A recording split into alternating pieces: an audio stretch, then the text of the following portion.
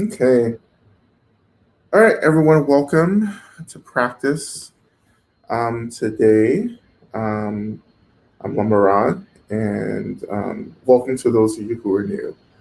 Joining us for the first time, feel free to introduce yourself in the chat as I see people are already doing. Um, so wonderful. In a couple of minutes, you can start posting, or anytime, really start posting prayer requests as we get our practice started, things that we can offer in our prayers. Okay. Um, so again, welcome everyone. We're gonna get started with practice in just a few moments, sooner than later. I think just giving people time to come into the room as well. Okay.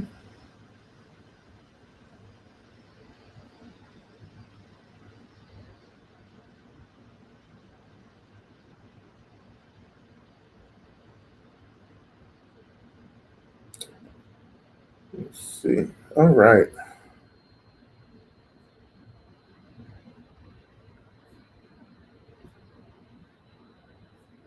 If you have any questions, you can post those and ask a question, um, which should be uh, at the bottom of your screen.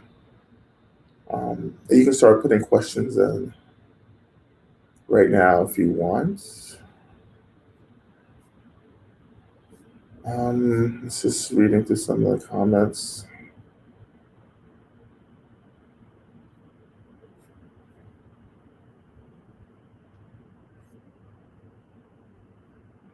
So just to remind everyone about upcoming retreats, I have a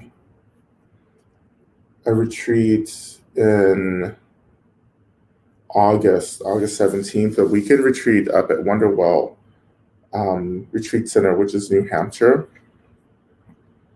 And I think that registration is live. You can go to naturaldharma.org to sign up. I think there's also going to be an online streaming component as well. So it looks like you'll be able to do online streaming as well. So check that out. Also, we'll be at Southern Dharma outside of Asheville, North Carolina in December. So take a look at that. There's one more thing, in-person thing, definitely coming up, and we'll make an announcement about that once that has been planned and finalized as well. And I also will be doing like a 1 day online um, practice for Medicine Buddha, too, which I hope to do in July as well. And you'll get the dates for that as well. Okay.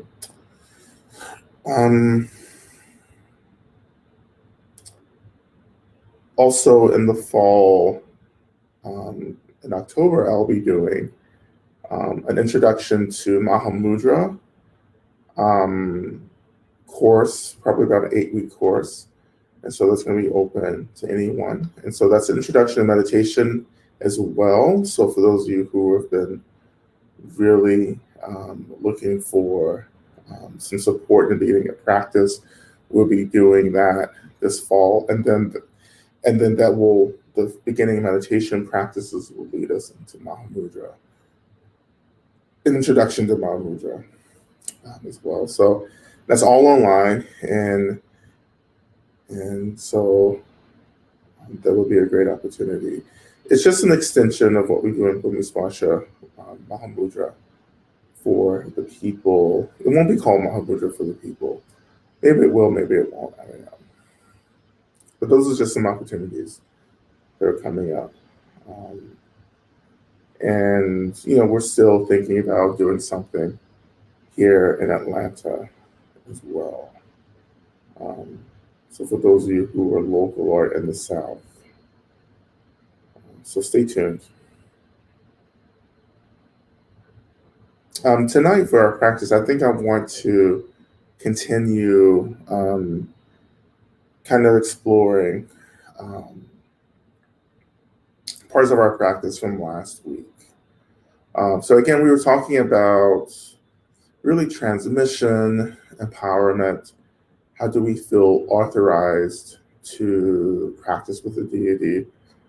Um, and of course, I have this kind of transcendentalist approach to all of this, which is that basically you are the deity. So why do you need permission to be yourself? Um, so we're going to continue that because the problem with that is that we just don't believe enough in our own innate, awakened nature.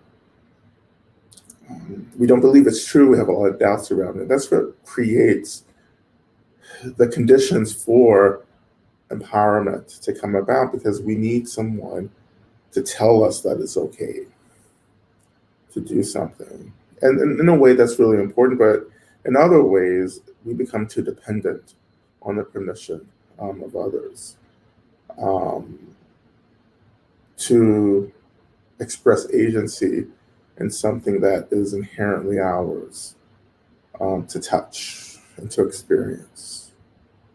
Um, so we're still going to be working with that. We're going to continue with Durga as well. Tonight with Durga, I want us to really get into the protection qualities of the Durga mantra. So when we, at the end, after we've done all the mantras, coming to the end of practice, we're just sitting, allowing that kind of blue light energy to radiate from the heart center. And I just, tonight I'm going to instruct you to just to experience that blue light as protection. It's like this blue light that begins to radiate as creating a barrier for you, So I have to actually, I'm wearing rubber bands right now. At this point, in our orthodontist treatment, I have to wear these rubber bands to get some back teeth to close. My orthodontist got really mad at me today because I wasn't ever wearing them. So I was like, I don't like rubber bands in my mouth. I barely like metal in my mouth. So he wasn't happy. And so my treatment was extended with using these. Anyway, that's not what we're talking about right now, is it? So protection. So leaving the practice with this feeling of protection. We kind of need it right now, considering the weekend that we just had. I do believe the full eclipse was part of so much of what was happening this weekend because eclipse energy can be quite destabilizing for a lot of people. And so it's hard, tough energy to hold for a lot of people because that doesn't excuse anything. Also,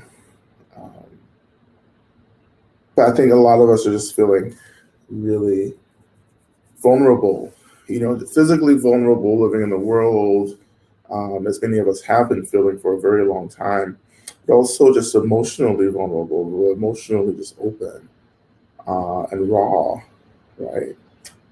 And I think Durga mantra can be a really important tool in experiencing a feeling of protection and boundary. And then this is what who Durga was, what is, or rather, this is why in the story she was called into being because there was this really intense, powerful demon that was out of control. And none of the deities could do anything, so they just kind of combined their aspirations and intentions and called into being an aspect of the mother who who could um, defeat, suppress this really powerful force that was creating a lot of chaos in the world, and that's always the root. Even though this mantra is very much associated with healing, it's just as much associated with protection and subduing erratic energies, right? Um, and not that you can't do this with any mantra or with any wisdom deity or realized worldly deity, but you're only doing this you can only do this kind of practice with wisdom deities. Um, like the wisdom deities are the most powerful deities because they are just pure expressions uh, of emptiness and space itself, right? And there's nothing more powerful than the expression of the essence itself, the expression of the essence that transcends experiences of an ego or experiences of the binary.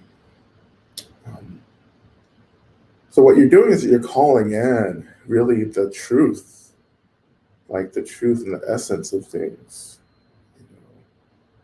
Um, Everything is an illusion, even the ways that we struggle is an illusion, which is hard to connect to in the midst of struggling with everything that's happening, right?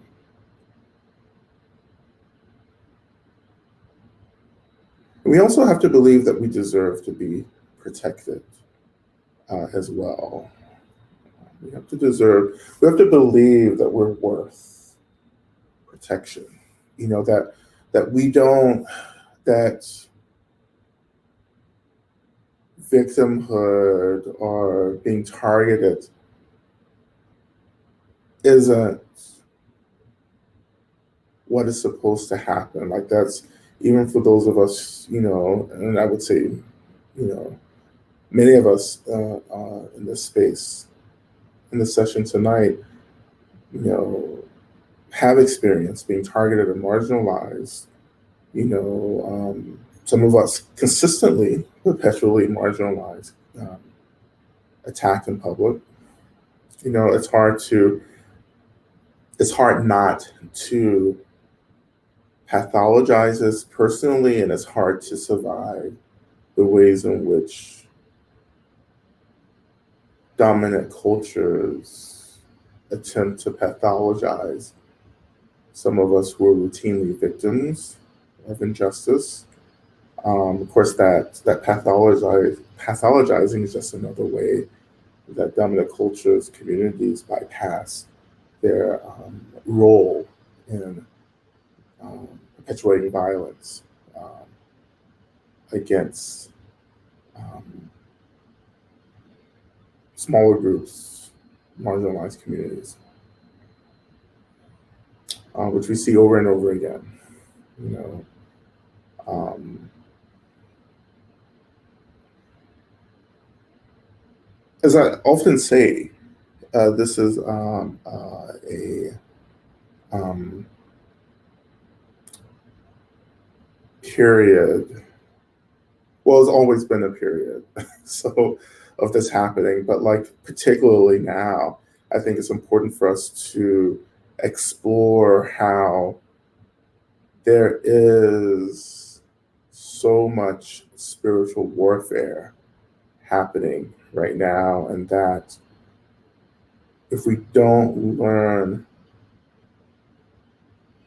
to recognize the spiritual warfare and disrupt that spiritual warfare, then we won't see the kinds of change we need to see in the relative world, the physical world of, you know, um, the world of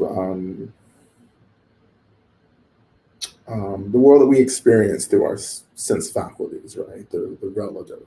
Um, and we have to think about spiritual warfare. Um, so, and new saints, what what I'm saying, and I was kind of hesitant about this, but like I'm doing, well, I am doing it. I have done it. I have admit, that if you to be a real abolitionist, it doesn't matter if you're a prison abolitionist or defunding the police, you know, but a real abolitionist, a true authentic abolitionist, going to the roots of abolitionists, work here in this country, um, you you can't be an abolitionist if you don't have a spiritual practice. And so I'm just going to say that well, again, I have said it, and the world will see it next year.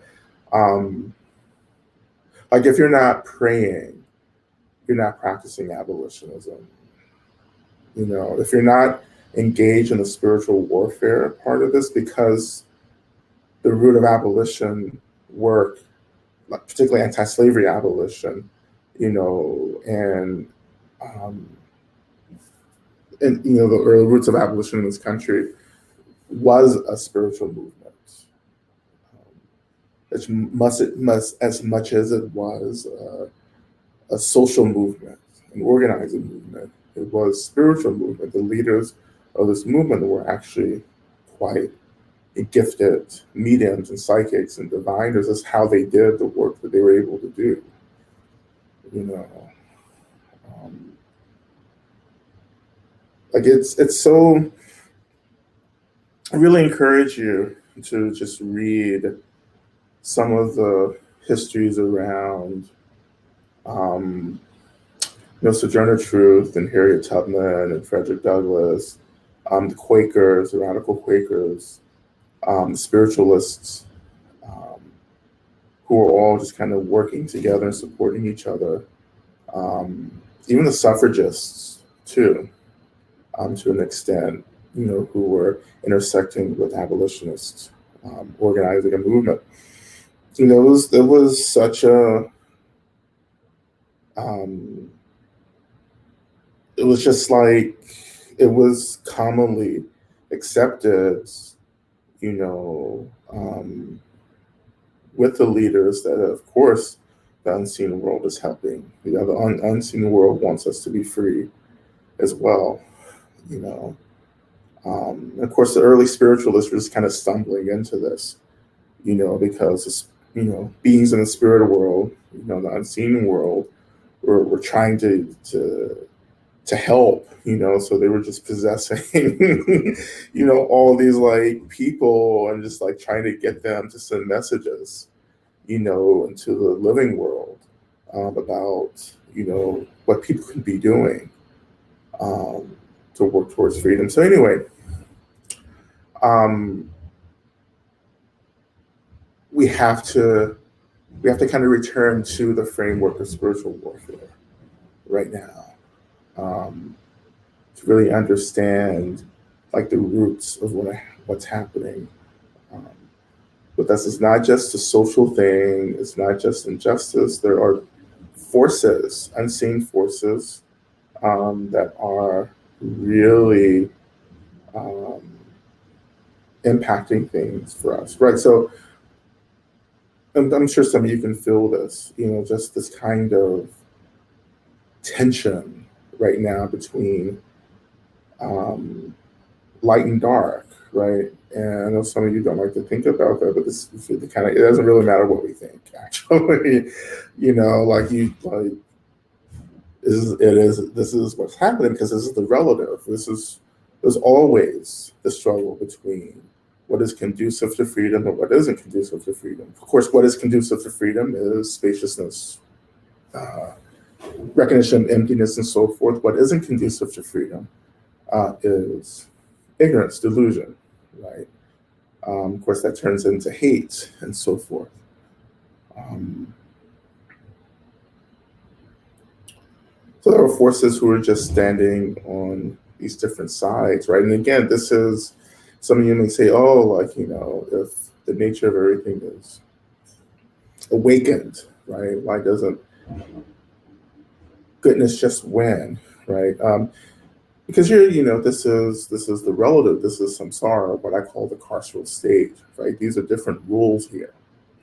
Um, um, the carceral state is very personal. Samsara is very personal. Um, there's no one who can come along and just crash samsara. It's not, ooh, well, here we go. Here's the matrix. See, I knew it was going to come back at some point. We've gone too long without mentioning the matrix. So it's not like the matrix, you just can't crash the system and everyone's free, right? Even well, you get freed and you go to the real world, and real world is not much better, as you're living underground. Um, but it's not that easy. You just can't crash the system, right?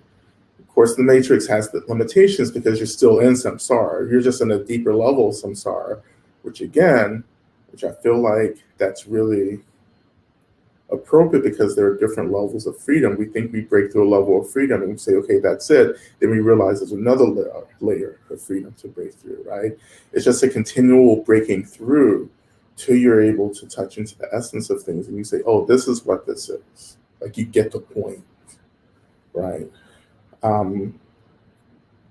But we have to do individual work to transform, to change our relationship to the relative, to the carceral state. When we change our relationship, then we start experiencing freedom, right? And then we inspire others um, to change their relationship to samsara as well. So when we do this practice, it's not, yeah, we are doing this practice for ourselves, for others, for healing, for everything, but this is also um, part of how we're engaging, in the spiritual warfare. Like we're working, when we do these like visualizations of radiating light, we're becoming channels, portals really, that begin to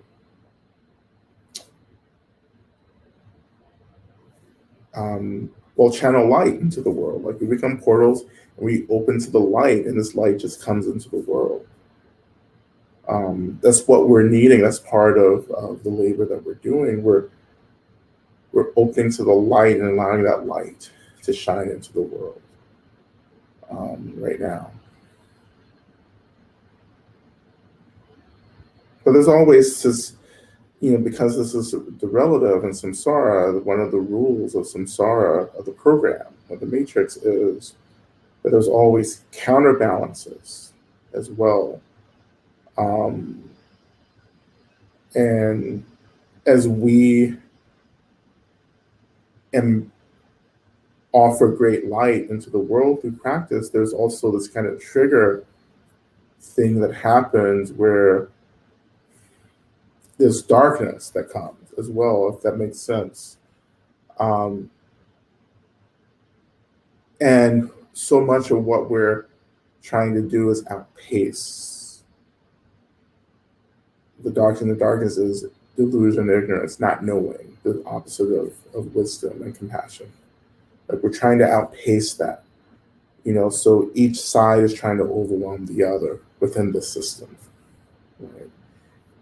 And you do that can happen because you believe it can happen.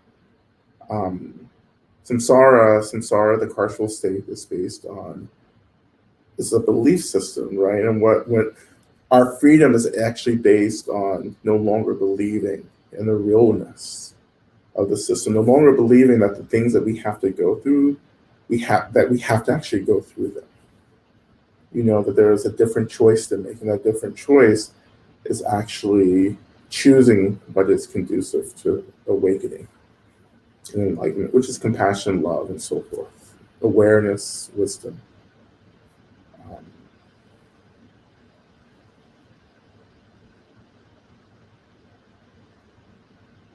Yeah,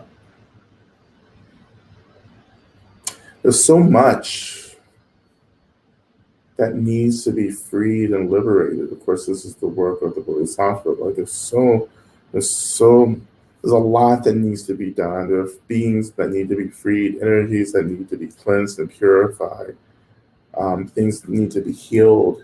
Um, and that's how we continue this kind of spiritual warfare. We go to where the pain is and we try to heal that pain, that trauma, really. You can't you can't really do this level of abolition work unless you believe. If you have to really, really believe that one can be free, not just free socially, but free ultimately. Like, because the ultimate freedom is what helps to offer the space for us to do the relative work. Like I can't do the work that I'm doing in terms of freedom if I don't believe and have experienced as well these experiences of ultimate freedom, right?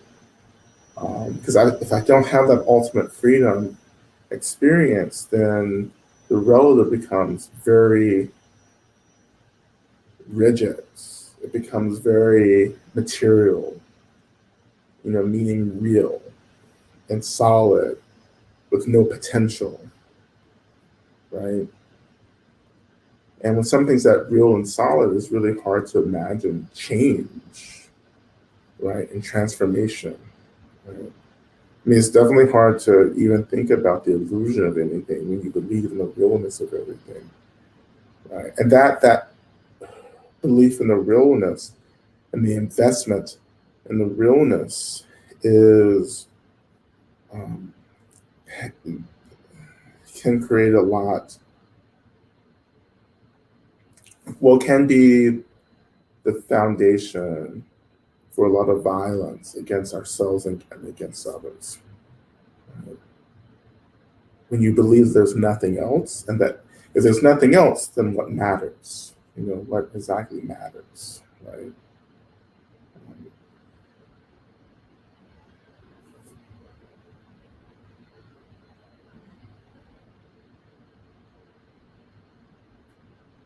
you have to, I want you to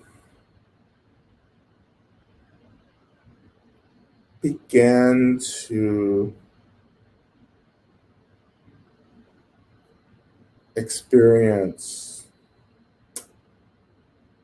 what freedom sounds like. When I say sound, I don't mean our hearing faculties, the sense faculty of hearing. And it's not that I'm not trying to listen for freedom. Listening, in this case, listening means experiencing, feeling, but to become sensitive to how the phenomenal world is trying to get us free, which is the core teaching of Mahamudra. That the world, the phenomenal world, is actually showing us that we're already free, but we don't know how to pay attention to that. So we take everything to be too real. Um, and it's hard for us to bust out of that. You're already free.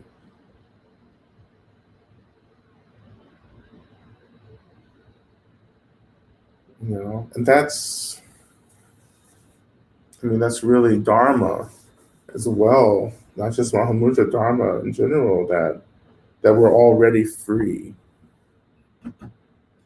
We just are trying to remember that.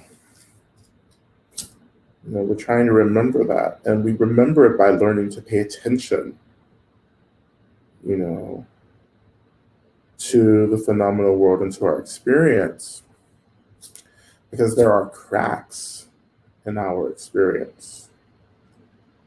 You know,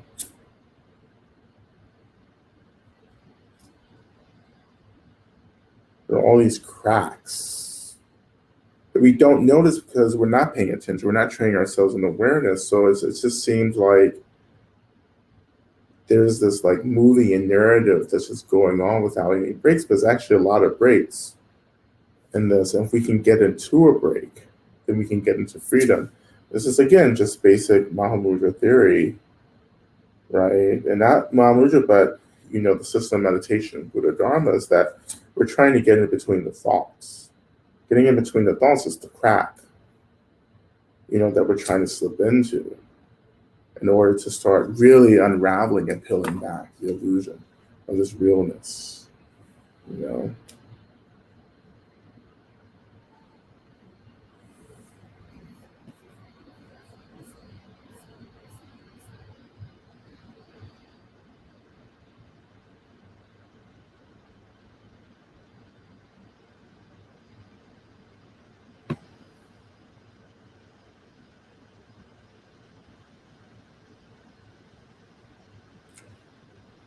You know,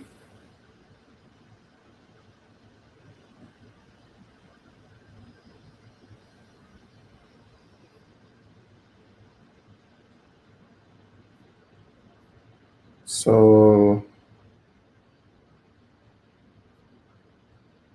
I just finished the forward for Spring Washam's um, book on Harriet Tubman, which he completely channeled. One could argue that I channeled the forward as well. But it's going to be such an important book. It's coming out this year, um, this fall actually. So it's pretty quick. Um, but it's going to be such an important resource for us to really understand what abolition is, to understand how great bodhisattvas still work in the world, and particularly Harriet Tubman, Mother Harriet Tubman. I have a huge picture of her and on the mantle just above my head. Um, so she's always like sitting above me when I'm teaching from the seat. Um, a lot of books,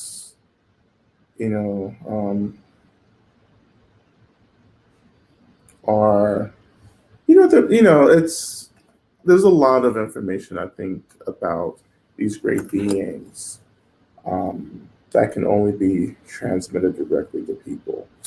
Um, you know, in meditative states like this, and so I think it's important to really understand. Um, which is, I know this is like really hard for everyone. I know I just saw this. Um, um, I saw a comment about um, about how it's hard to wrap our minds around being free, and it is quite difficult. It's hard to wrap our minds around the totality of what is actually happening. You know, there's more than just what I can see and hear and taste and experiences like this.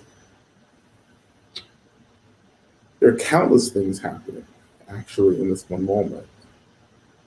You know, um, and to feel that is to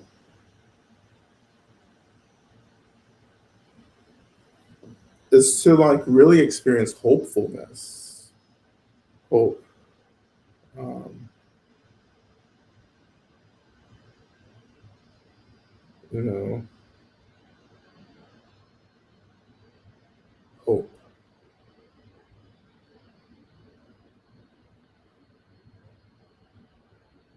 And there are a lot of beings touching this world. This isn't.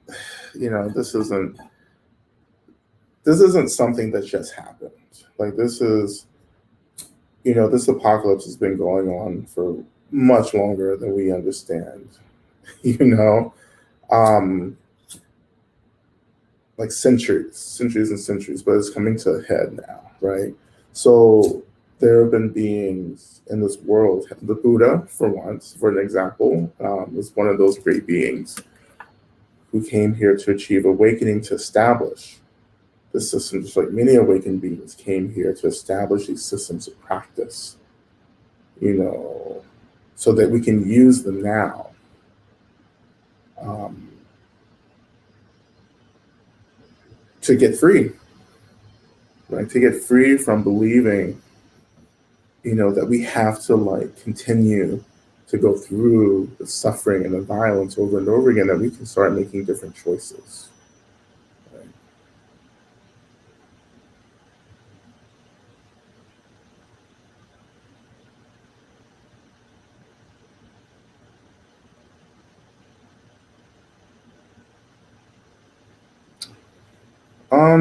So we'll go ahead and get started. I know there are questions. I'm gonna come to the questions again at the end of practice. Any prayer requests, go ahead and put those up. Um,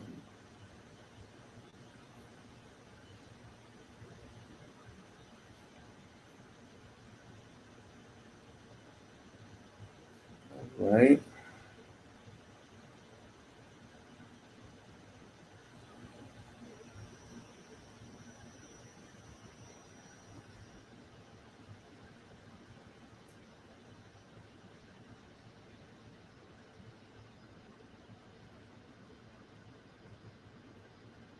All right.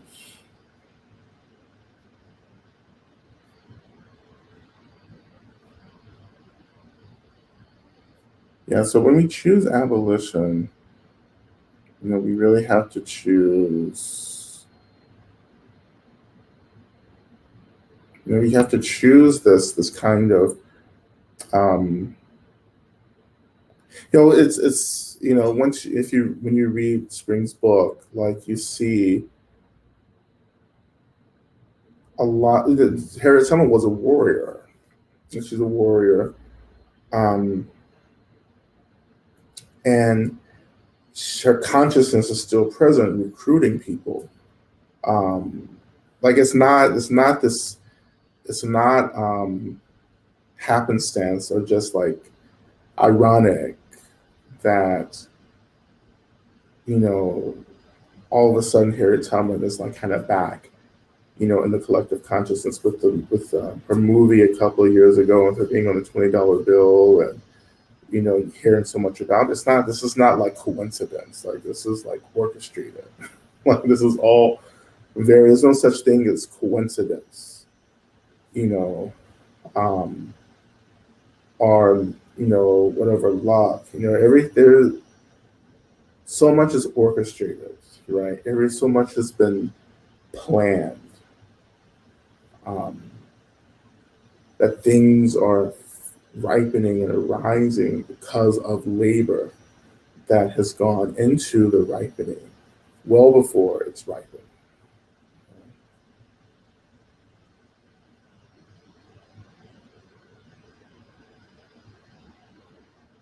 So again, let's begin our practice. Just do a little bit of contemplation, and just so let's start with freedom.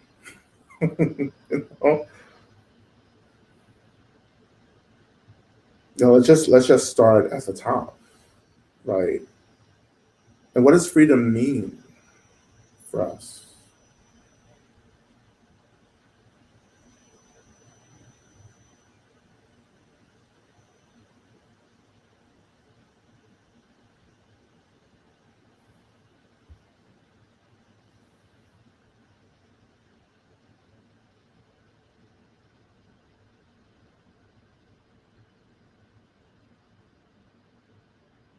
Yeah, I mean, what is freedom? And I explore these different levels of freedom, right? What does it mean to be free in the world? What does it mean to be free in our minds? What does it mean to be free in the absolutes? You know,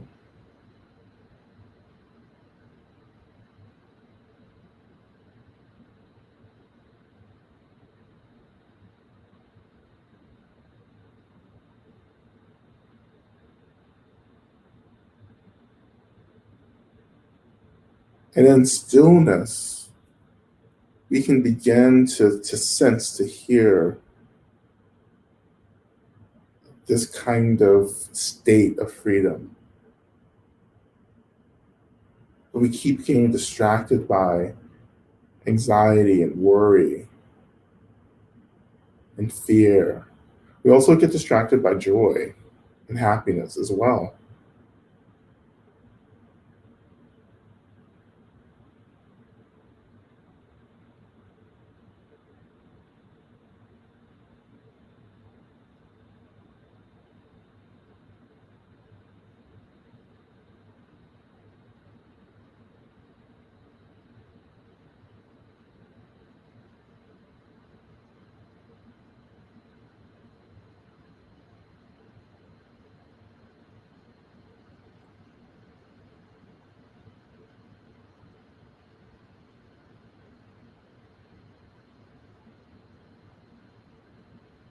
And the reasons we get so distracted by everything that arises because we actually struggle to hold space for everything that arises.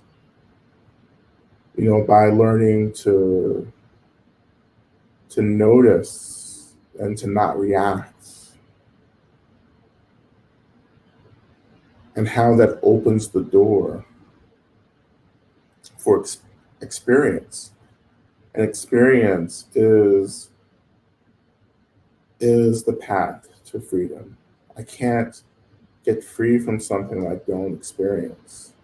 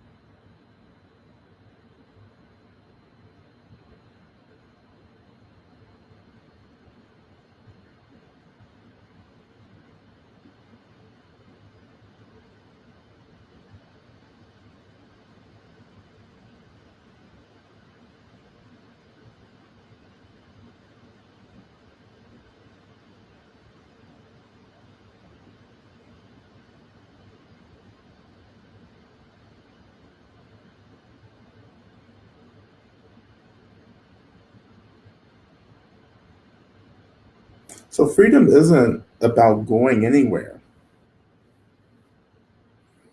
Just like dying isn't about going anywhere. Enlightenment isn't going anywhere. Like it's just right here. Like it's here. It's in this moment. It's in this second. Like I just need to like remember that.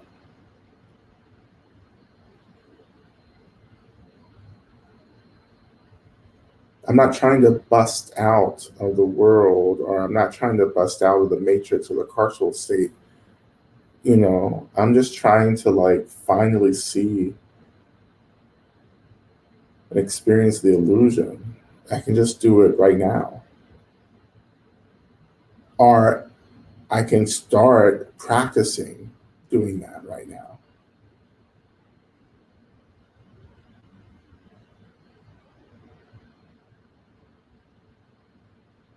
And if you fall into that state, into that level of seeing, like I have said before, it's like the magic eye books, right? It's learning how to adjust our vision. Again, vision is not sense faculties, like it's perception, intuition, the hearing, the seeing, the things that these like, kind of physical words, sensory words are just really languages coming from trying to evoke our experience of intuition, the knowingness, our perception, our knowingness, the ways in which we experience clarity and experiencing that clarity begin to see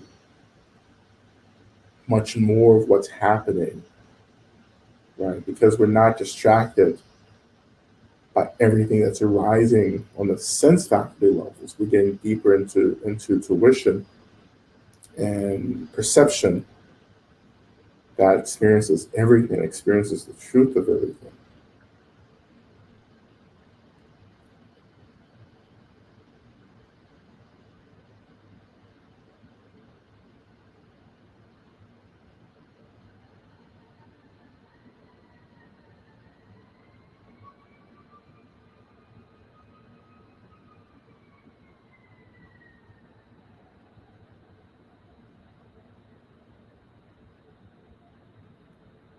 And in this space, the consciousness of Medicine Buddha can arise.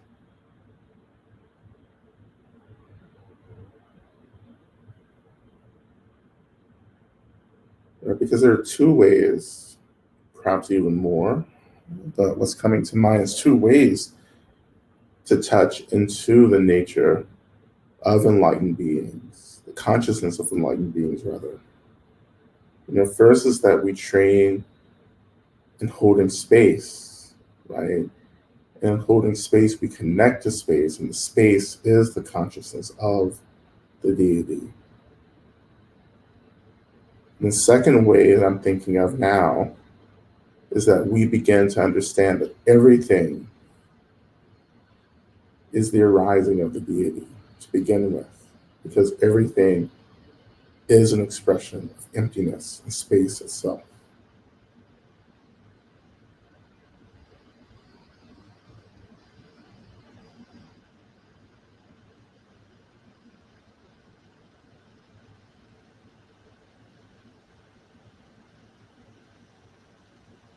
Right? And so, with these doorways into the deity, which one is accessible for us?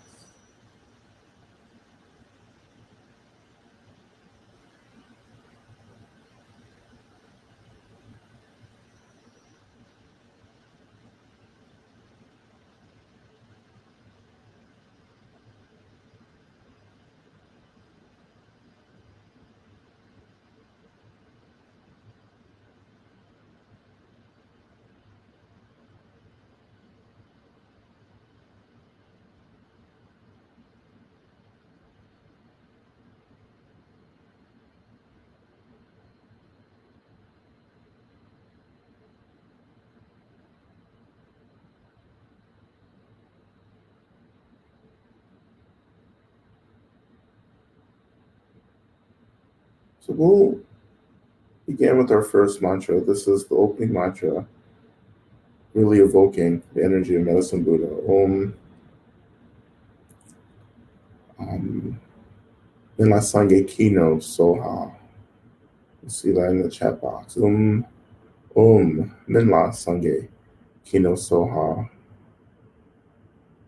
which is just a prayer to Medicine Buddha to really be here, really. Kino means to think of in Tibetan, but it's really about summoning and awakening the consciousness, this enlightened consciousness of Medicine Buddha right now in the space that we're opening up to. So we'll begin. We're going to chant this a couple of times, okay? Minla Sange Kino Soha. Right?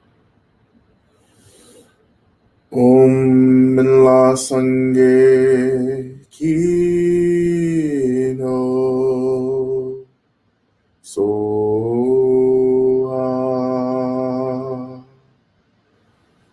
Om Minla Sange Kino Soha.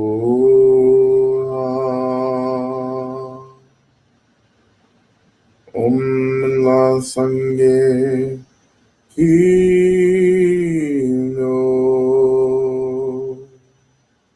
Soha.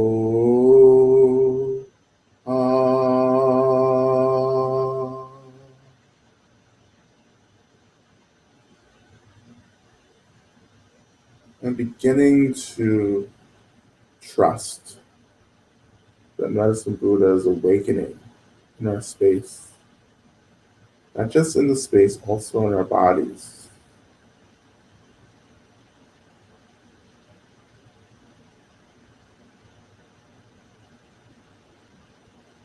And even for a couple of moments, just beginning to tell yourself that you are Medicine Buddha, right? Or just telling yourself, I am. I am the expression of Medicine Buddha.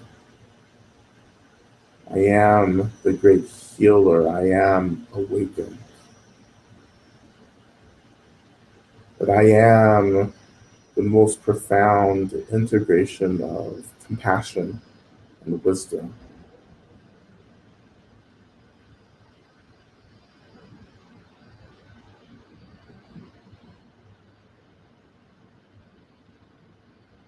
And that because of my awakening and my innate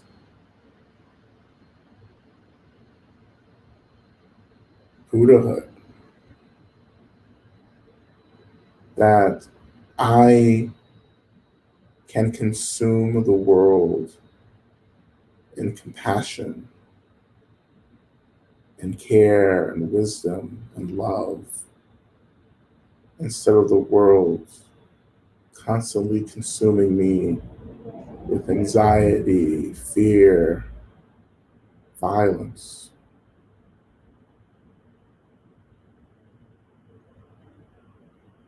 That the nature of my body, my mind, my speech, everything is an expression of profound, boundless, orderless emptiness, energy, space. That this sense of ego, this sense of self is only a thought.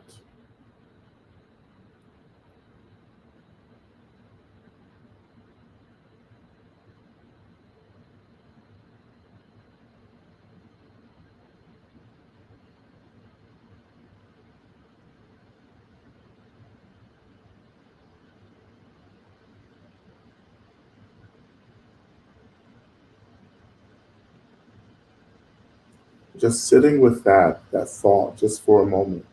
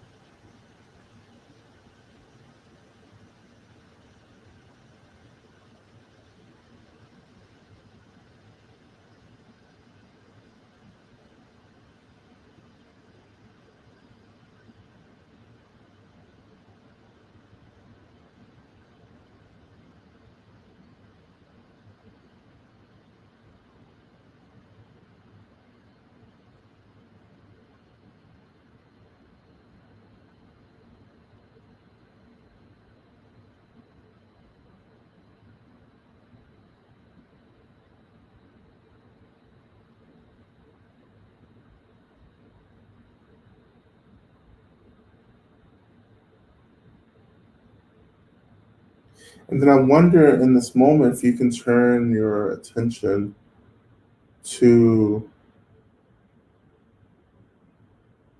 really just the experiences, the energies, the consciousness of these great awakened bodhisattvas that are with us. And you don't have to know particularly who. Maybe you can focus on Harriet Tubman or whomever feels closest to you, or a saint. If you're close to saints, um, or a bodhisattva from the Buddhist tradition, whomever. But trusting that this connection that we've made with the consciousness of Medicine Buddha actually triggers, awakens this experience of light and protection that actually tunes us in to frequencies of enlightened beings, compassionate, loving beings, not darker energies. And to trust that the retinue of Medicine Buddha, those worldly beings who are trying to help, who are motivated by love and compassion and liberation, who are joining and have joined the retinue of Medicine Buddha, that they have gathered as well to protect our space and to protect our practice. And we can just open to these frequencies of freedom, light, spaciousness, fluidity.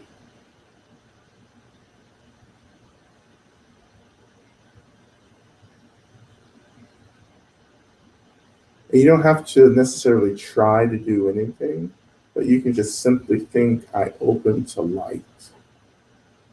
I open to any being, any energy that wants all beings to be free, and cared for, and safe, and happy.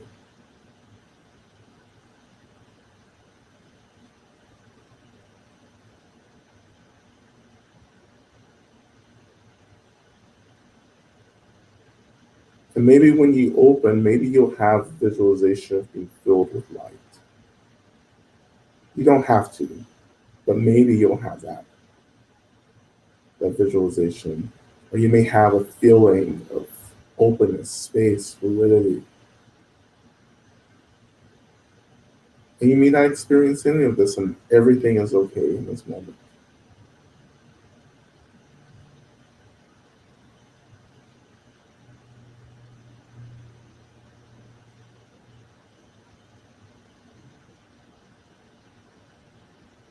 So in my practice, what I just intuitively began to imagine is just like being filled with light. It also helps aesthetically to have a big ring light in front of me, as well, helping that experience. But being filled with light, the light of clarity, love, compassion, kindness, safety, care, whatever.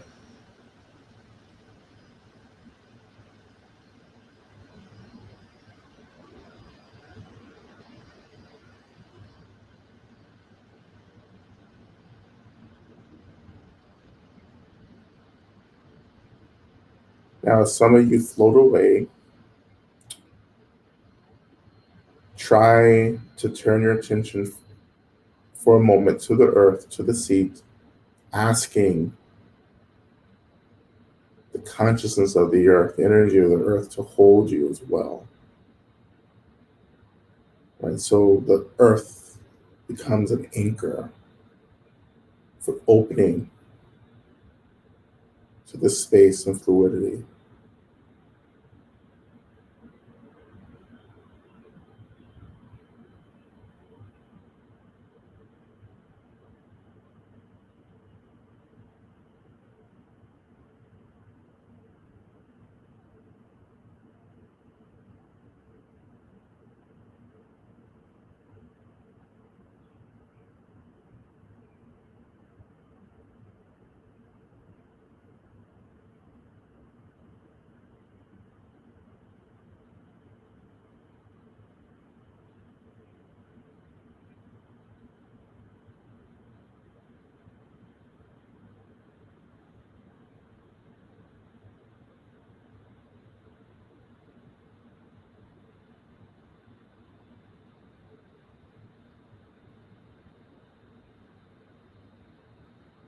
And that we begin to imagine from the space everything that we struggle with personally, or things that we're struggling with in our communities or families, or everything that we're struggling with in the world right now. And all the beings that feel as if they're consumed by ignorance and the darkness. That we begin to send this energy, to express this energy of light and clarity into those situations. So all this darkness begins to be cleared away and replaced by illumination, clarity, and all the hate is dissolved in this light, all the despair and hopelessness and sorrow and fear are all dissolved in this light of clarity, this light which is so much of the energy that we're channeling from these awakened beings here to offer us support. So we're opening again to the energies of these beings, filling ourselves up, and then imagining radiating this energy out into the darkness.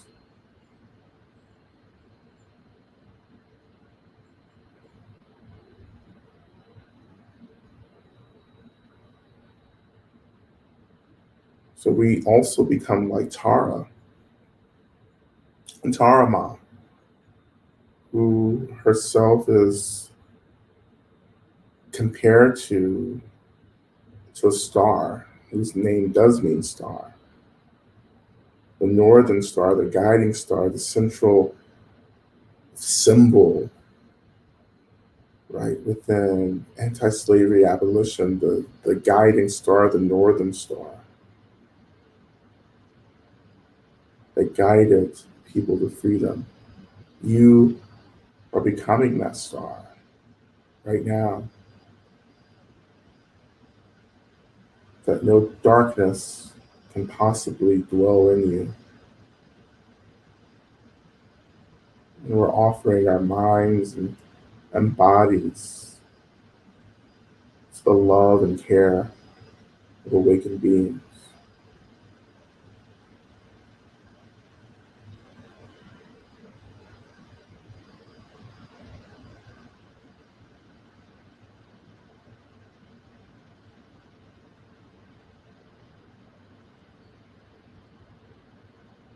And then continuing with that visualization, we'll slowly, in just a minute, transition into our main mantra.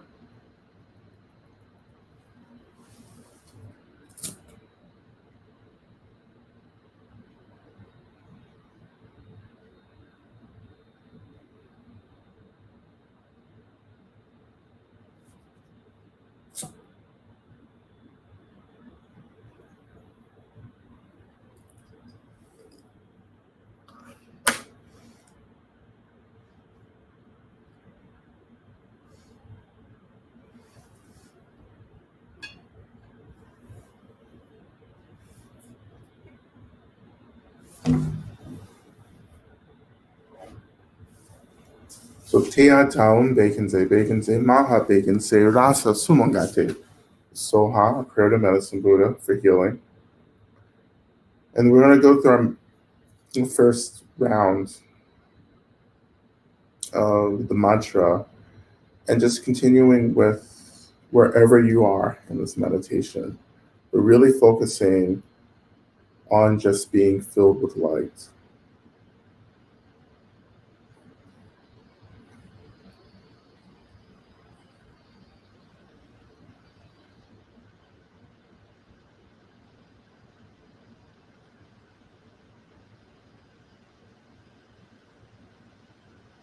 You can chant or you can sit and listen, either is fine. All right. So we'll begin. 我这样总对人谁被人谁马被人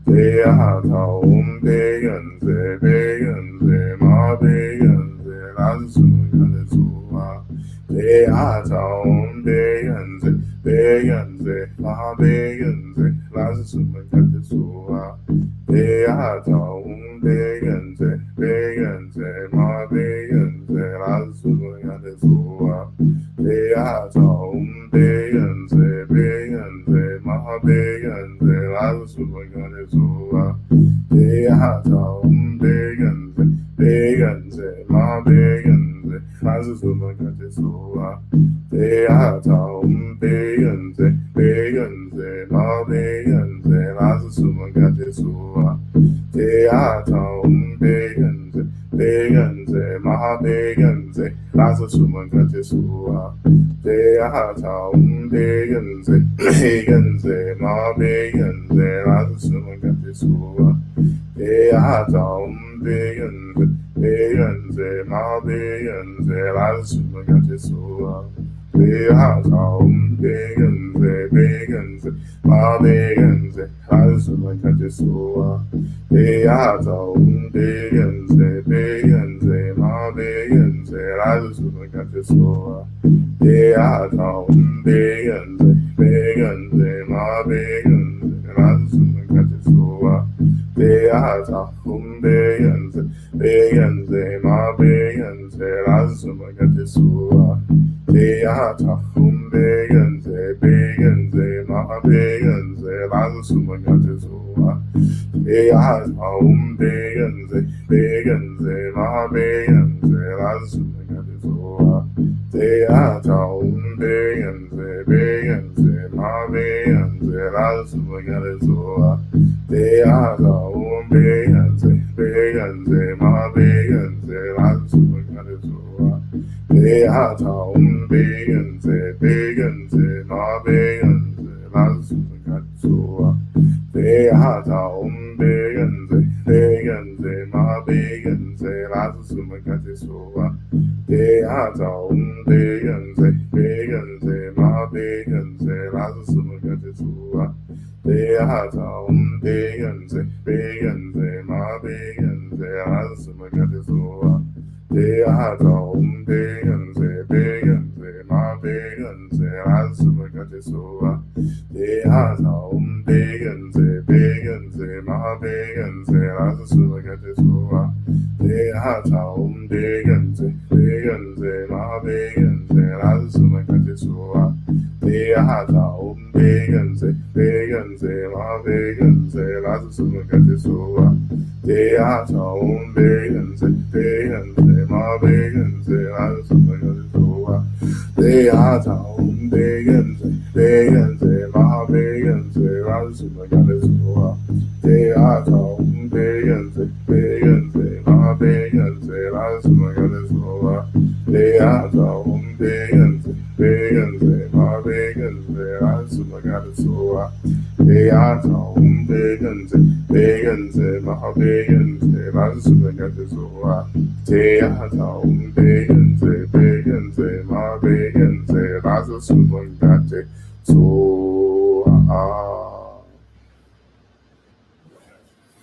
And we'll begin to kind of turn our attention to our prayer requests.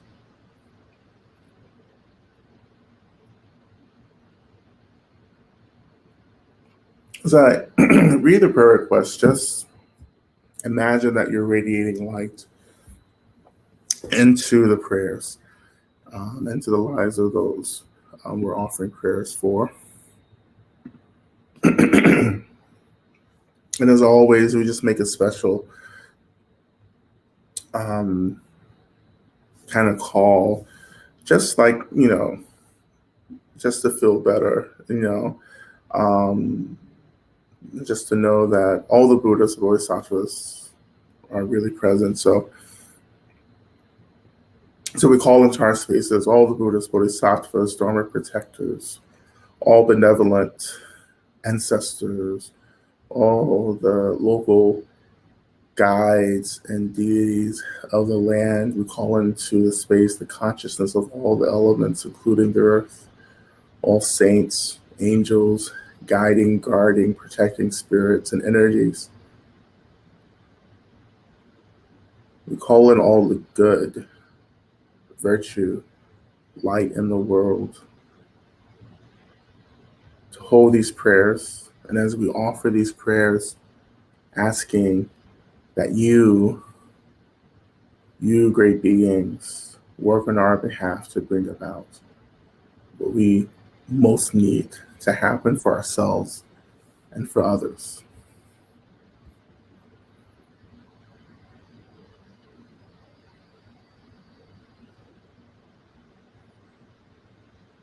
We're offering prayers for the community in Buffalo and for all those across the country who were victims of gun violence.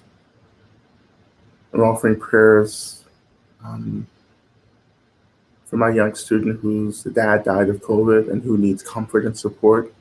Prayers for my own care and for the care of all. And offering prayers that all beings have an easeful transition into the bardo, praying that they have everything that they need in order to continue this path of freedom and liberation. Offering prayers for Art and Yunji, who are becoming exhausted working so hard with those who are suffering in the hospitals.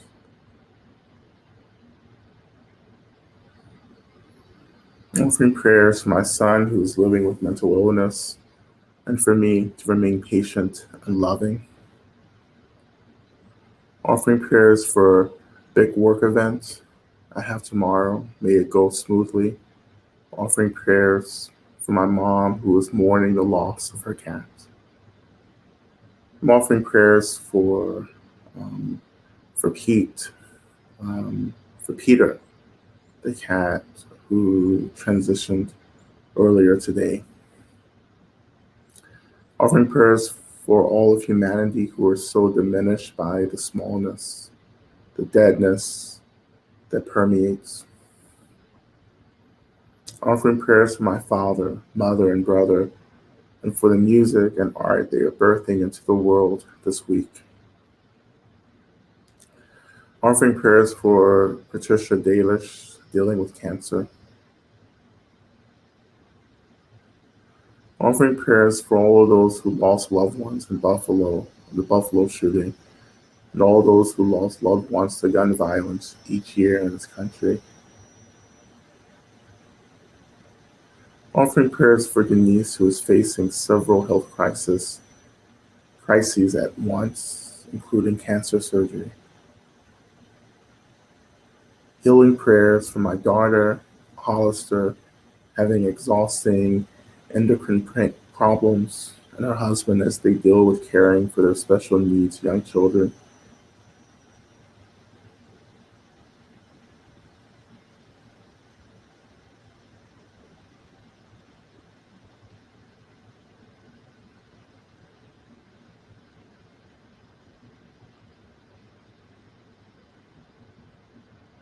Offering prayers for all of our teachers, giving so much right now to support young people. Again, offering prayers for those in Buffalo, offering prayers for my mentor Raul, who died on Saturday. Offering prayers for my brother Kent and my mother Carol. Their death anniversaries are this week. May they be free from suffering and be protected wherever they are. I also offer prayers for Sherry, whose death anniversary was yesterday, and she continue to be supported and guided in the bardo. Offering prayers for the victims of continued gun violence and white delusional supremacy, prayers for my mom and brother who have COVID, and prayers that we may all practice like warriors, that we may all awaken as soon as possible. Offering prayer for all those who have lost loved ones to violence. Offering prayers for my friend Catherine Rose, whose father entered the bardo on Saturday. Offering prayers for all victims of the shootings this weekend in Buffalo, and several others too. Offering prayers present for transition for my friend Lou, who just passed on Friday.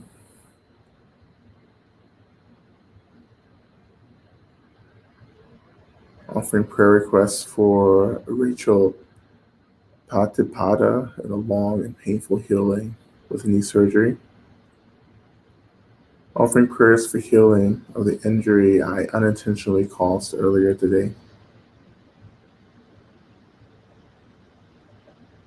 Offering prayers for Janine Wiseman and Eleanor Smith, both having upcoming surgeries on Friday and Saturday.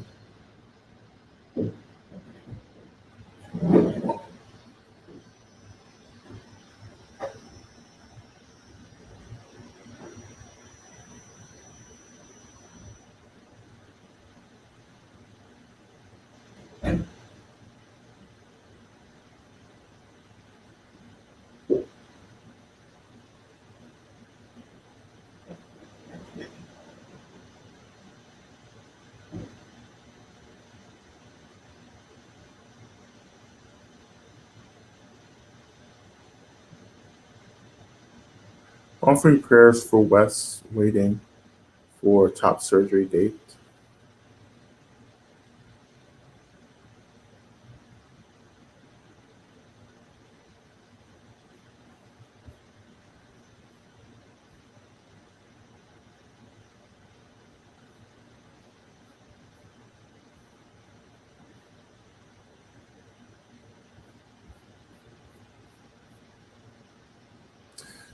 And prayers for those who are suffering through chemotherapy and cancer. Offering prayers for everyone in office and seeking office to be able to sustain the terrible pressures of this time. Prayers for everyone in the situation in Ukraine and Russia and surroundings.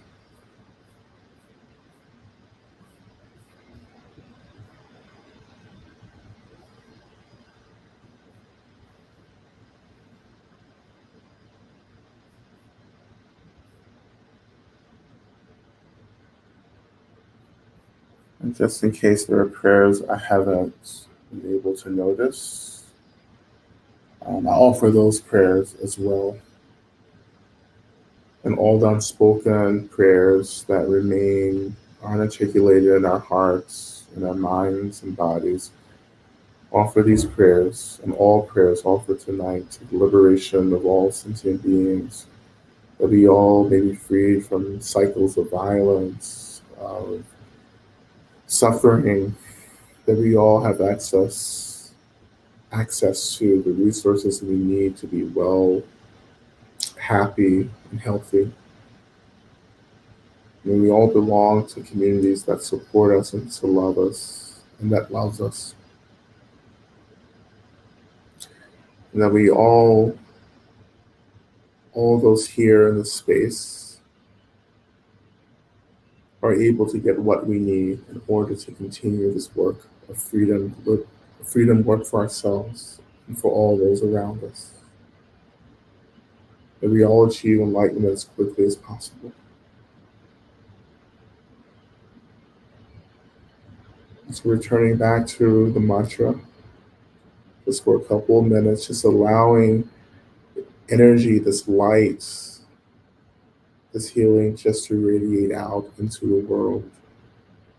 Imagine that all of us together, even though we can't see each other and we're all over the country and in different countries, that we imagine that our lights are collecting together and that we create this tremendous expression of light out into the delusion and darkness of this world that we're struggling with right now. That our collective practice begins to light the way to freedom for as many beings as possible.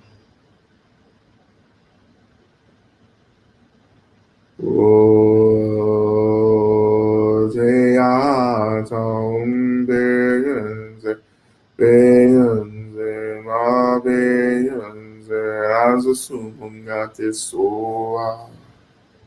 Deata beyenze, beyenze, ma beyenze, asumugate soa.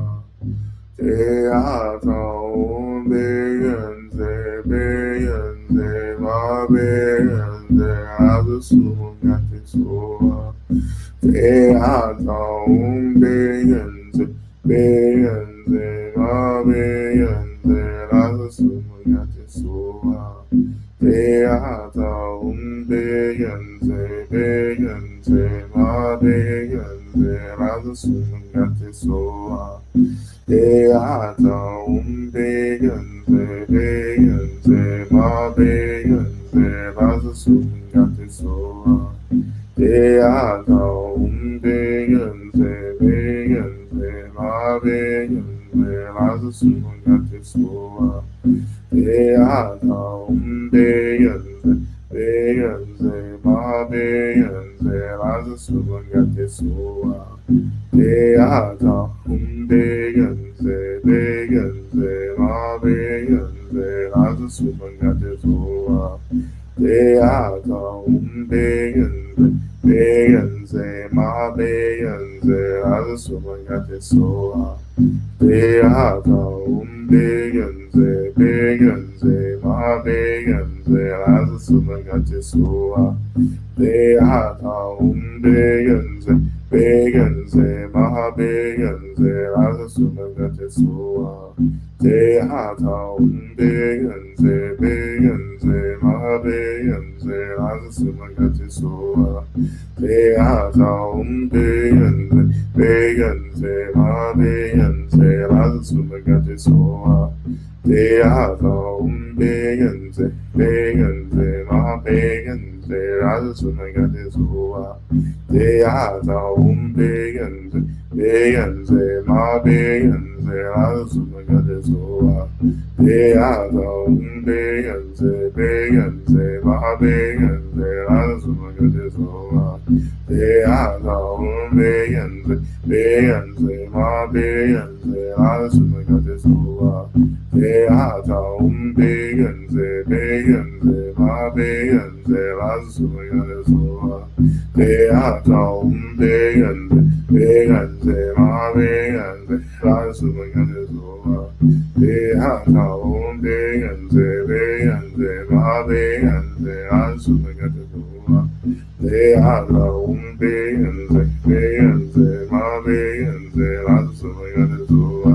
Deata beyenze, beyenze, ma beyenze, asumugate soa. Deata beyenze, beyenze, ma beyenze, asumugate soa. Deata beyenze, beyenze, ma beyenze, asumugate soa.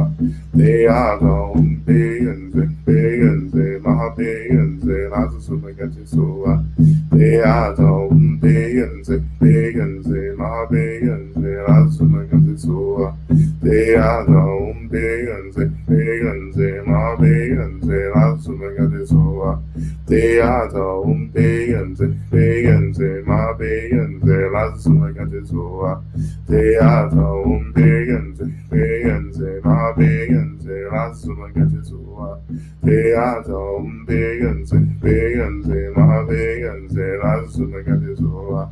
Deata beyenze,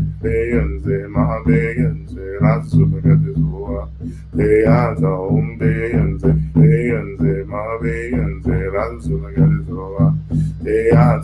Deata beyenze, beyenze, ma beyenze, asumugate soa. Deata beyenze, beyenze, ma beyenze, asumugate soa. Deata beyenze, beyenze, ma beyenze, asumugate soa. Deata beyenze, beyenze, ma beyenze, asumugate soa. Deata beyenze, beyenze, ma beyenze, asumugate soa. Deata beyenze, Beyenze, Mahabeyenze, Raza Sumungate Sua.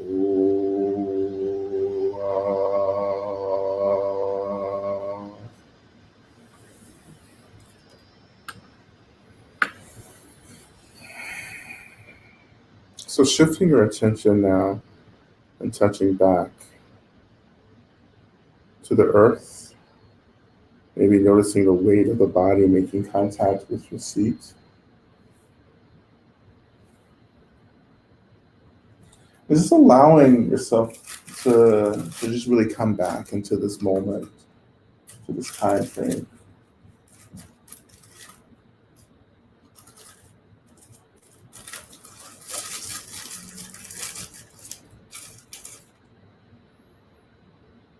And still imagining that we're still filled with this light.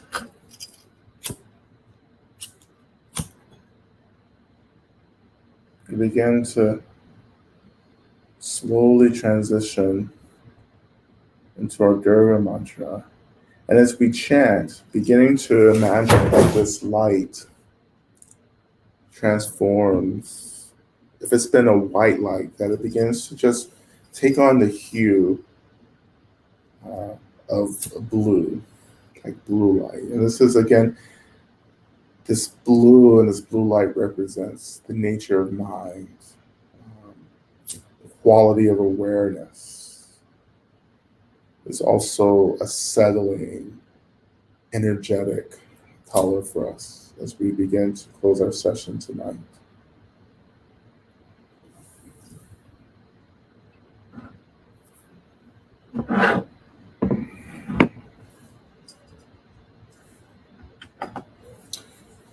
So Om Dum Durgaye Namaha. It's beginning to open our minds, our hearts to the expression of the mother, which is the expression of space itself.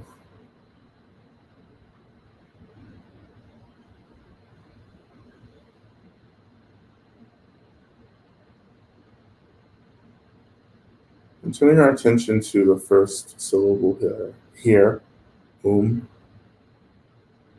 syllable that arises directly out of the essence itself. The syllable is sound at the heart of all phenomena. The syllable of creation. In the Bible, in Genesis, it begins with, in the beginning there was the Word. And this was the Word.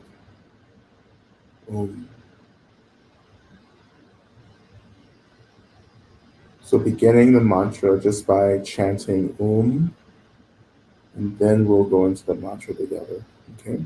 Just chant it as long as you can, or as long as I am.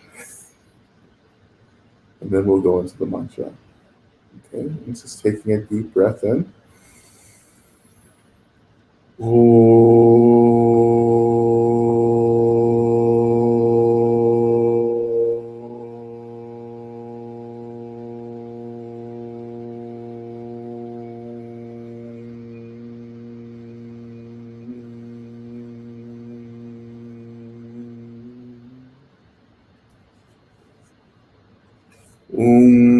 Dum Dagaye Namaha. Dum Dagaye Namaha. Dum Dagaye Namaha. Dum Dagaye Namaha. Dum Dagaye Namaha. Dum Dagaye Namaha. Dum Dagaye Namaha. Dum Dagaye Namaha. Dum Dagaye Namaha. Dum Dagaye Namaha. Dum Dagaye Namaha. Dum Dagaye Namaha. Dum Dagaye Namaha. Dum Dagaye Namaha. Dum Dagaye Namaha.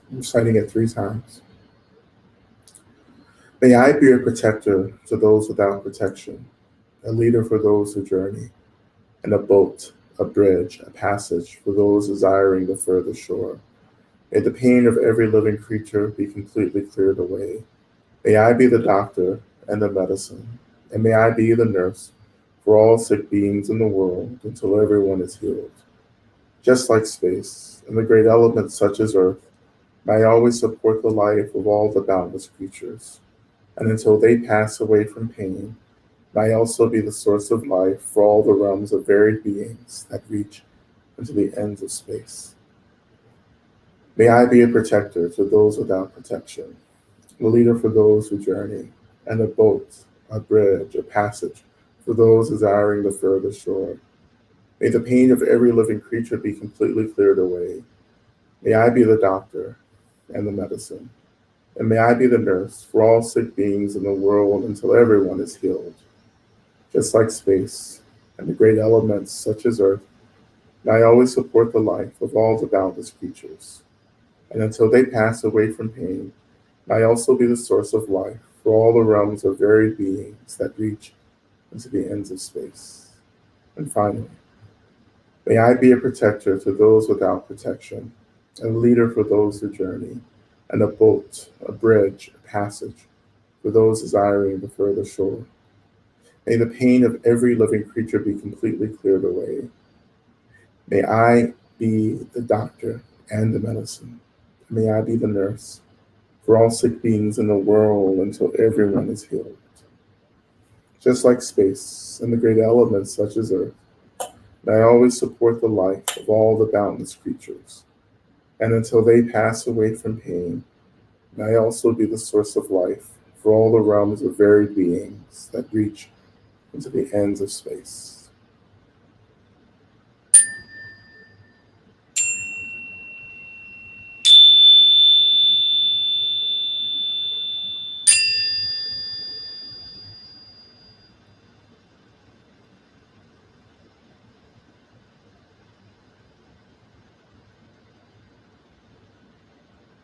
Okay. All right. Thank you, everyone, for your practice. Next week, we won't have practice. There will be no practice this week. But as always, um, there's practices that you can go back and watch on this platform. And we'll come back in June to continue practice together. So I'll talk to Eric to send out an email for Bumi Sparsha for next week as well. Okay. Let's see. Well, I don't know if I have time to really do all the questions.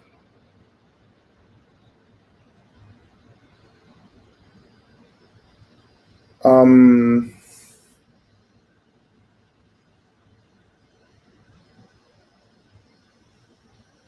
let's see. I'll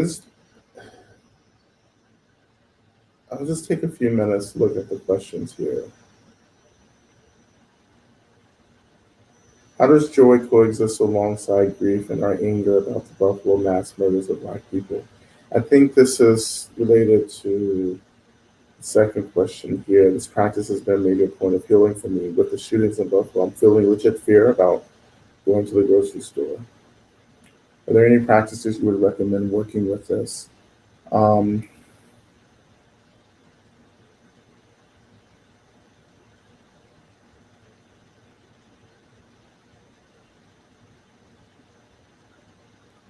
um, so I think I'm just going to have to just focus on these two questions, I think. Um, well, the truth is that everything coexists already. Joy and fear actually happening right now at the same time. Um, so much of this practice is having to choose joy, but it's harder to choose joy when we actually are not touching into the nature of things, right? So, as I've said always before, it's like every answer about every question that we have about Buddha Dharma often just points right back to our experience of emptiness, right? We struggle to know the nature of things, or we struggle to be in the world in a way that feels spacious and open, and even in the face of so much violence, because we still haven't grounded in an experience of the ultimate nature of things. You know, the ultimate nature of our minds, the ultimate nature of all phenomena, which is all the same nature. Um, because the grief seems so, um, it seems so overwhelming for us because we're actually not experiencing the grief. Um, there's a lot of subtle, but it's subtle. It was also really intense, like pushing away and pulling away and avoiding and bypassing, but wanting to be there, and it just creates actually more suffering. You know, what would it mean to just allow grief to have its way? I know we get scared when we hear that language because we're like, well, if I let it have its way, then this is going to happen. Things happen because we continue to react to it. When I say let grief have its way, I say let grief just be there, right? Let grief be there. Let the loss, the fear, the sadness just be there. And then you turn your attention, well, you not just turn your attention, but you ask for support from everything that we practice with from the earth, from the Buddhas and Bodhisattvas, from our ancestors, right? And we ask these beings, these energies to help hold the grief that we feel as if it's too much for us, right? And again, it comes from our own disbelief that the grief is actually just an expression of our minds. The grief isn't something separate or unique, it's just an expression of the emptiness, the awareness of my mind. You know?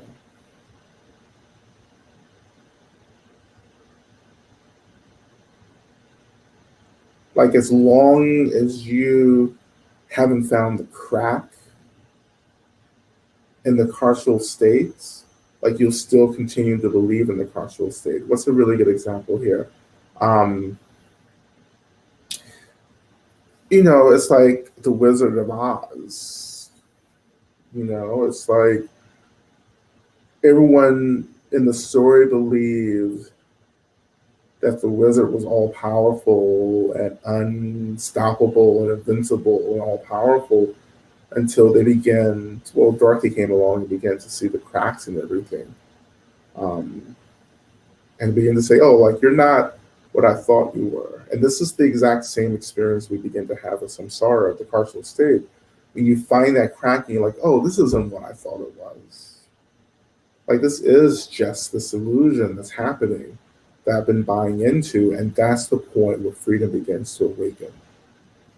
And you begin to move the world, not through contraction, but through an expansive or more expansive kind of fluidity and movement, that everything that arises, you now have the space to hold, you know.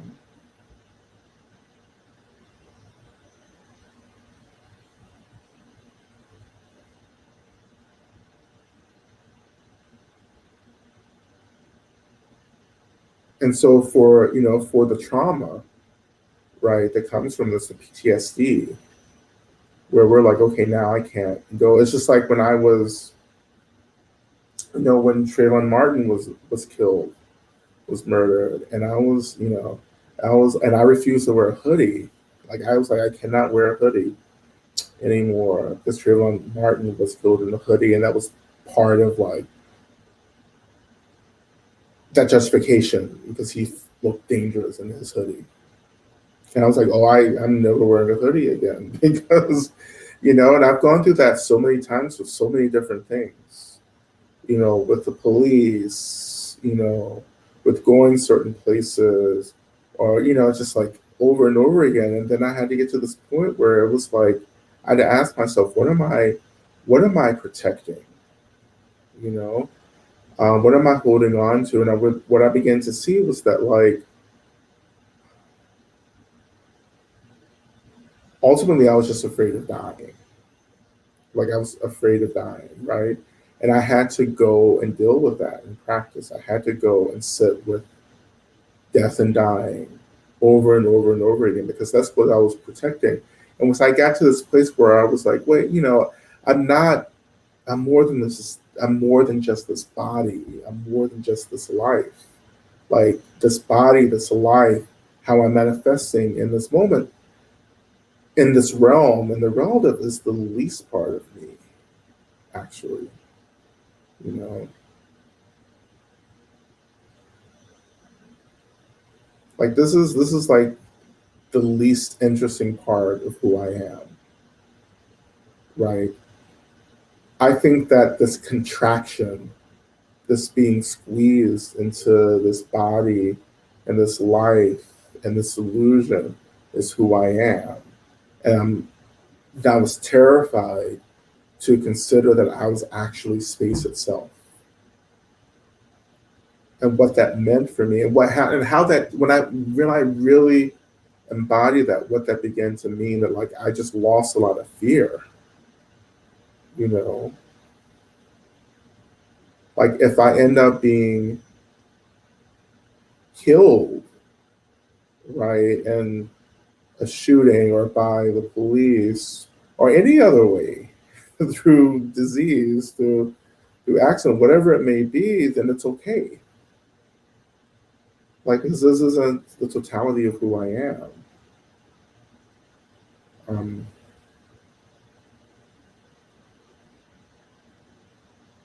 when we talk about offering everything to the feet of the mother, which I often talk about, and also to the feet of Medicine Buddha, like, that also means my life and my body. When I come to the end, I will freely offer my life into emptiness itself, because that's where it came from, was from emptiness.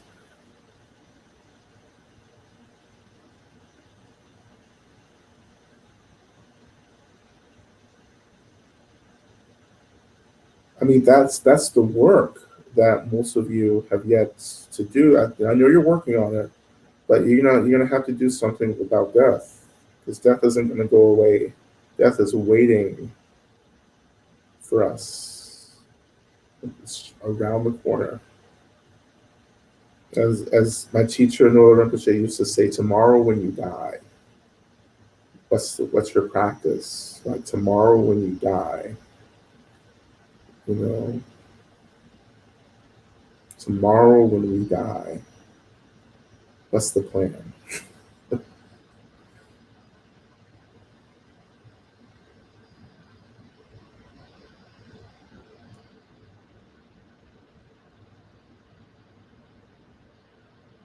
It's just, I know this sounds like real easy. And it's not, of course it's not easy, but I've thrown everything into this, and I've said that, like, if this is true, if all the shit I'm reading and practicing and hearing from teachers is true, then I'm going to figure out for myself what's up, and that's what I've done. It's what I continue to do. Um, to be in the world where, to have the space to hold both the joy and the sorrow together. Like, for me, that's enough for me, quite honestly, to be able to do that. I don't need to erase sorrow or anything. I just want to hold everything. That's all I practice for. Like, of course, to get free and awaken, right? But just to get to the place where everything is held. I mean,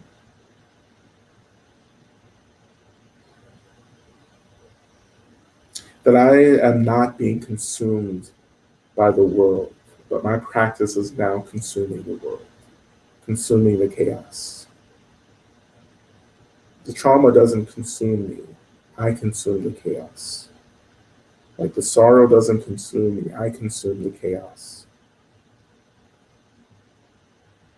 The fierceness, and this is what Mother Harriet teaches us. You know, you know, this question from David, right? Harriet had no fear of death because Harriet knew what she was, and she realized that at a young age. She knew that she was this awakened being. She knew that she was a bodhisattva. She knew that she had chose to come back and take form. She had taken many different forms before. This is what bodhisattvas do. They take on many different forms, and she realized that she was like, "Oh, I'm not a black slave woman. I've chosen this form to do the work of liberation, but this isn't who I am." Because she realized that she had this power to move through the world and to do things, you know. And that's what we're practicing for is to realize who we are. And that's where the real consumption of the world begins. When you're like, you know what, I'm not this trauma. I'm not this sadness. I'm not this intensity. I'm not this like intense political moment. I'm not the pettiness. I'm not the anger. I'm not the rage. I'm actually space itself. I'm actually an emanation of space and energy and emptiness. And to take refuge in that instead of the trauma. Right? Because that's how trauma becomes disrupted. Ultimately, is that we remember there's space for this energy to be. And once we remember that there's space, the energy starts releasing. You know, once we let go of the fixation and we start opening and expanding, we release all this that's been trapped inside in these cycles, in our experience. And to have the courage to let it go. This is the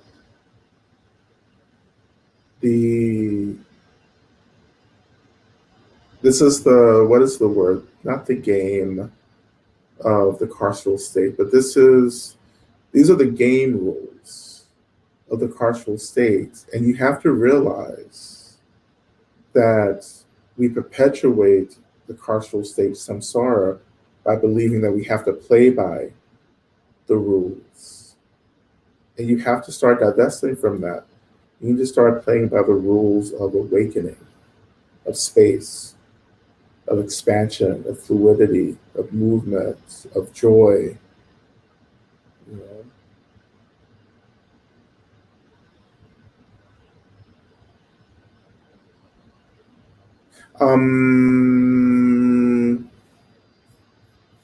Okay.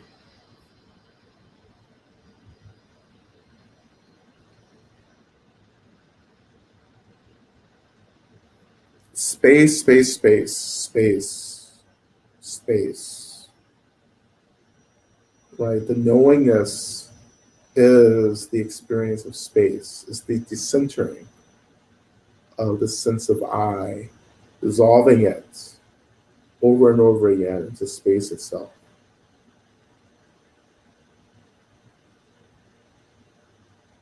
And again, fear keeps us from expanding into space because we don't know what space is. And plus, we have created the illusion of comfort in contraction. We think we're safe contracting, where in fact, we're actually the most unsafe contracted. To open instead of shut down is the path. To open, to expand.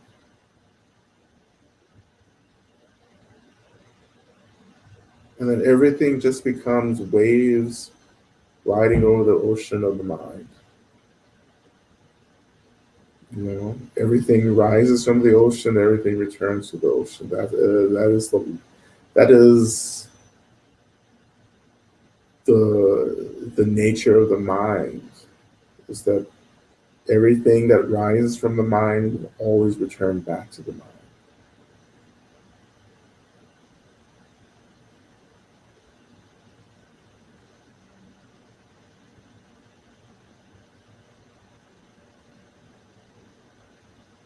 You stop being afraid of so much when you stop being afraid of dying. Right? And that's, for those of us on the path of martyrdom, that's how martyrdom has to begin. Is like we have to stop being afraid of dying, and understand who we are, you know.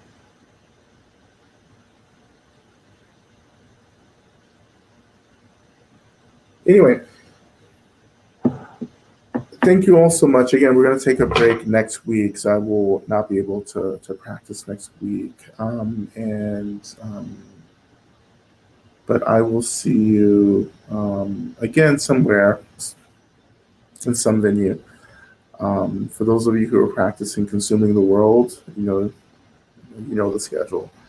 I'll see you all on Saturday. Okay, so thank you everyone, and hopefully we'll have some dates for you about some more upcoming events for Lumis Sparsha this week. Okay, thank you everyone. Please be well. Please remember to practice. Remember to ask for the help that you need. Remember that you're not alone. That you have to ask for help. Stop struggling alone. Ask for help. Pray. If you want to be an abolitionist, you need to pray. Right? Pray for the help you need. Pray for the help others need, and allow the world to arrange itself to help you. The world will arrange itself. You will shape the phenomenal world in the same way Harriet Tubman did, Sojourner Truth, all the great ones said. They prayed, and the world shaped itself around their will. Remember that you can ask for what you need. And that's my prayer for all of you, that you remember in your most desperate moment, in your greatest intense fear, that you can awaken and ask for help. All right. Thank you, everyone. Bye.